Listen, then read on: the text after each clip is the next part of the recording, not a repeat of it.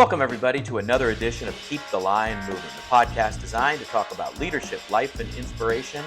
I'm your host, Chris Gargano, and for episode 83, we're talking about the legacy of Willie Mays, arguably the greatest baseball player that ever lived, the San Francisco and New York Giant legend.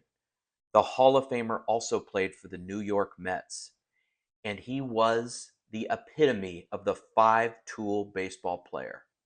He had 660 career home runs, but his legacy is with what he did for children, young ball players, teammates, everyone he came in contact with. And our guest, Marty Lurie, has firsthand experience with Willie Mays, having worked for the San Francisco Giants on their pre- and post-game shows on KMBR 680 for many years. Marty knew Willie well. He interviewed him several times. He's going to tell us about a poignant conversation that the two of them had at an event in Palm Springs.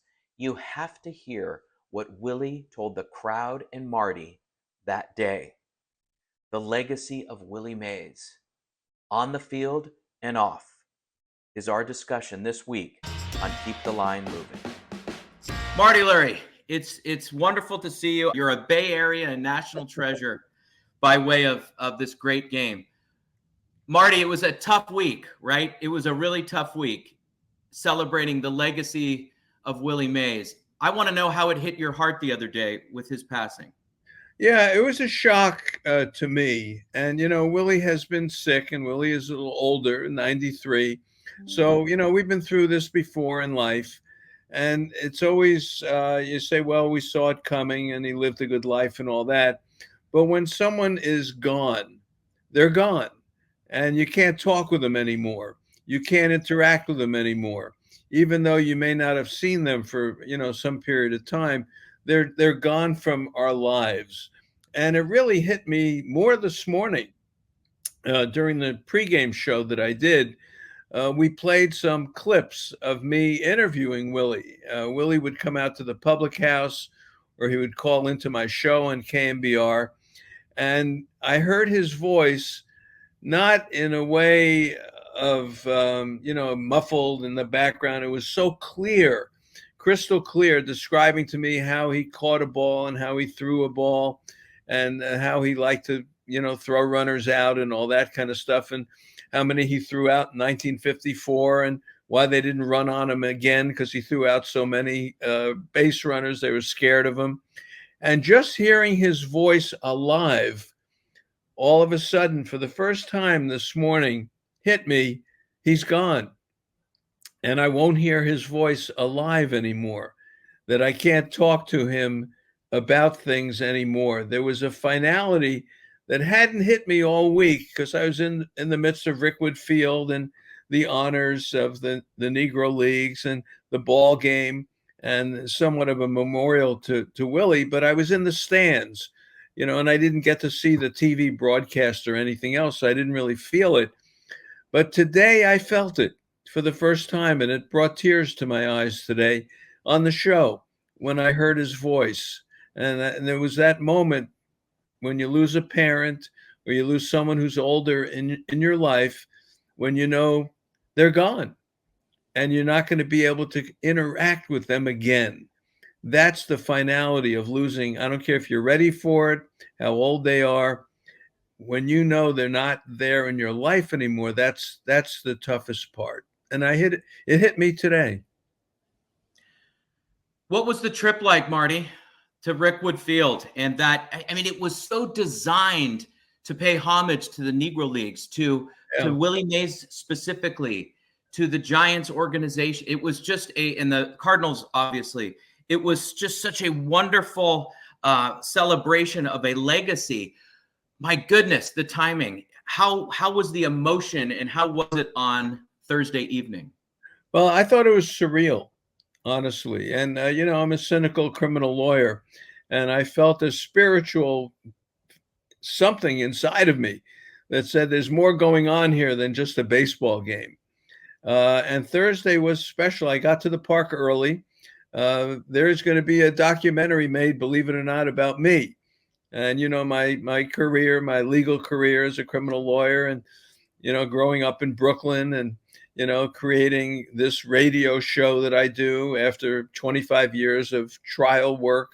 So someone thought it's a good enough story to make a movie. So we did some shooting of me at Rickwood Field before the game. So I got out there early at 1:00, and I walked around, and I got to go out to center field and stand kind of where Willie had stood, where Babe Ruth had played, where Satchel Paige had been on the field. And I stood in front of the scoreboard, and I told the movie folks, take some shots of me in front of this old-time scoreboard. I liked doing that.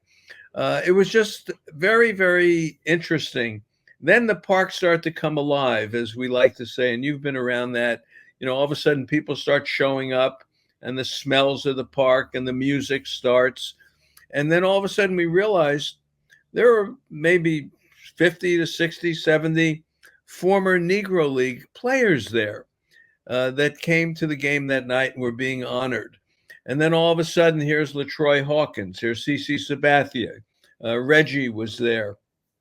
And you realize that this game was not only honoring the men who went through tough conditions to play baseball when they were not allowed to play in organized ball, so to speak, but their legacy was there, and the players that stood on their shoulders to become major leaguers were there. So you got that sense of the chain that was connected. But then you realize the players who were there, who formerly played in the Negro Leagues, played probably after 1948, because the oldest was Bill Greason, who pitched in 1948 for the Birmingham Black Barons and actually pitched against the Kansas City Monarchs in the playoff and then against the Homestead Grays in the World Series. And he was it. He was 99. There wasn't anyone older than him.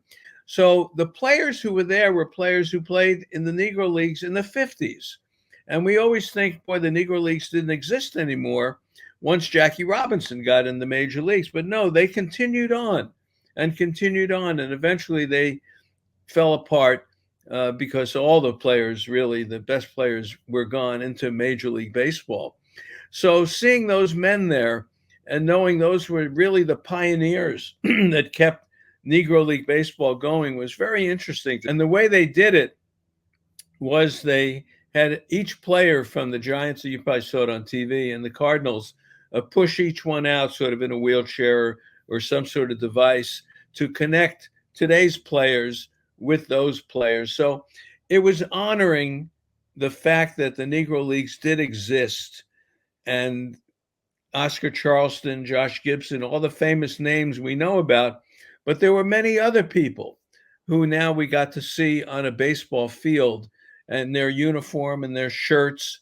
It was very moving to see it. I thought it really was well done in Birmingham, the most racist city in the country, that is the site of the bombings in 1963, where Bull Connor sicked the dogs and the fire hoses on children, where Martin Luther King was almost the victim of a bombing, where the 4 little girls were killed at the 16th Street Baptist Church. All those things happened in Birmingham. And here we were coming back into Birmingham, restoring Rickwood Field, where the Birmingham Barons played and Black Barons played. And it wasn't the white team that was being honored or remembered. It was the black team that was being honored. So there was a spiritualness that was going on that night that transcended the ball game. The ball game really, it was almost secondary. Who cared? It didn't matter. But for the Giants, Willie Mays was gone, and he passed away on June 18th. And if you add 6 and 18 together, it's 24. Willie knew, and that day, the folks who were with him, Willie knew that this honor was coming that night, that his legacy was going to be remembered, that all these former Negro League players were going to be recognized finally as wonderful players that they were. And everything that he had wanted to see accomplished was accomplished. And he said, you know something? That's enough. I'm leaving. And he did the ultimate mic drop. That was it. He was a showman, and he picked the time to go that he could get everyone's attention in the country, and he sure did. And KMBR did a good job on the radio locally. Fox did a good job on TV, and it was just an amazing night at the ballpark. Elliot Ramos, who's the hottest hitter for the Giants, playing center field, very ironic, hits the 3-run homer to right field. And that was the big blow for the Giants that night, in the position that Willie played, on the same field that Willie played as a teenager in high school. This is where he played. And we got to see Ramos hit the center fielder, hit the 3-run homer. And that was sort of ironic as well. So it was one of those weeks. And and you've been part of this, the World Series and playoffs. When you stood on the field before the game, you knew something special was going to happen. It had that buzz, that electricity of a playoff game, of a World Series game, of being at a bowl game or a Super Bowl. That anticipation of what was coming was bigger than the event itself. Marty, how did this event give you an even more well-rounded appreciation for Willie's legacy? Everyone had that feeling. They wanted to tell you how much they felt and love they had for Willie Mays. They didn't know him necessarily, but they knew of him and what he meant to the game of baseball. 1947, 1948, 49, 50. He's still in high school. He's playing center field for the Barons. They go on road trips. Willie has to write essays for his high school English teacher, who turns out to be Condoleezza Rice's mother, is his English teacher in the 9th grade. He's got to write essays of the cities that he goes to. And he comes to his diploma in 1950. He's now 19 years old. He's got a game that night for the Barons. He says, I'm not going. I want to get my high school diploma. He gets his high school diploma. Next night, comes back for the Barons and hits a 3-run homer. 2 weeks later, Eddie Montague Sr., the father of Eddie Montague, our dear friend, the umpire, one great National League umpire, comes to Rickwood, scouts Willie, and you can just imagine him sitting in this park, a white man, sitting watching Willie Mays play. And he came to see another player. He didn't come to see Willie. And then all of a sudden he saw Willie, and that's when he called Horace Stoneham and said, forget about Alonzo Perry. We want the center fielder. And they signed Willie for $15,000 right after his graduation. And the next thing you know, he's in Trenton, New Jersey, playing in the Eastern League. This 19-year-old kid who's not a rookie. He's a man. He just happened to be 19. He's been schooled with some of the best baseball players in the world. So he goes to Trenton, hits about .350. Trenton's in the Eastern League that includes Hagerstown, Maryland, which is a very segregated city. Willie goes to play there. He's got to stay in a separate motel by himself. His teammates love him. The white teammates, they sneak into the window of his room during the night so he doesn't have to be alone. And when sunrise comes, they sneak out and go back to their hotel. That's how much they love Willie and took care of him. All right, spring training, 1951. Famous year for the Giants, obviously. Willie's in spring training. Leo DeRocha says, I like the kid. I want him. Horace Stoneham says, nah, not yet. We're going to send him to Minneapolis. Goes to Minneapolis. The Giants get off to a horrible start. And Leo says, we want Willie. Next thing you know, he's in New York with the Giants. They're in Philly. He goes 0 for 12. They go back to the Polo Grounds. He faces Warren Spahn. Hits one over the roof of the Polo Grounds for his first hit in the major leagues. Goes 0 for 12 again. Hitting 1 for 25.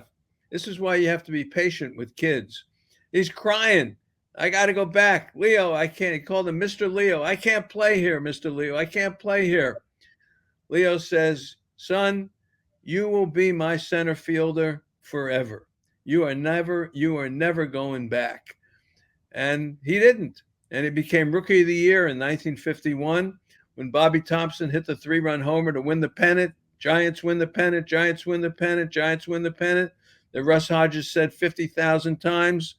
Willie was on deck praying that he wouldn't have to hit. And Bobby Thompson hit the 3-run homer off Ralph Branca. And the Giants win the pennant 5-4 over the Dodgers, win the playoff, and go into the World Series to face the Yankees. Joe DiMaggio is Willie's idol, and he gets to be there when Joe DiMaggio is playing. Joe DiMaggio hits a home run, his last home run, because he retires after 1951. Willie's clapping for him in center field. That was his guy. And he's clapping for Joe DiMaggio. So Willie is in New York, the kid from Alabama, the kid from Fairfield, from Birmingham, who grew up a very good kid, goes to New York. What is he going to do in the Big Apple, Broadway? My God. He ends up living in Harlem, playing stickball with the kids in the street and buying them ice cream. And that was Willie Mays, who then learned from Leo DeRocher how to buy clothing. Leo DeRocher gets him on the Ed Sullivan Show, What's My Line? And Willie Mays gets a career and a life that takes off, that takes him to different countries to become one of the most well-known athletes in the world. He meets presidents. He flies on Air Force One with Barack Obama, and he becomes the icon of San Francisco Giants baseball. Not simple. When he first got to San Francisco, it wasn't simple. He was booed because they loved Joe DiMaggio in San Francisco. And look, San Francisco had its race issues as well. Willie couldn't buy a house. And he finally said, look, he's Willie Mays, you better sell to him. And he got a house finally. And it wasn't simple for Willie there. The Giant fans liked Orlando, and they liked Marichal. Took a while for Willie to win him over. But once Willie won him over, he became Willie Mays. And when he retired as a Met, he went to the Mets because the Giants couldn't pay him anymore. And Joan Payson, the owner of the Mets, loved him and sold for Charlie Williams, the knuckleballer. Can you believe that? So he goes to New York. And, of course, his first game against the Giants, he hits a home run. He rounds the bases. And he told me, he says, I almost ran into the Giants dugout by mistake. And that was his beginning with the Mets. Hit the home run off Don Carruthers, who still talks about it to today. But Willie ends up with the Mets, and his career ends in 73 in Oakland as the Mets lose the World Series. And Joan Payson takes care of him. And that was what Horace Stoneham couldn't do. She was the owner of the Mets. She loved Willie from his days in New York.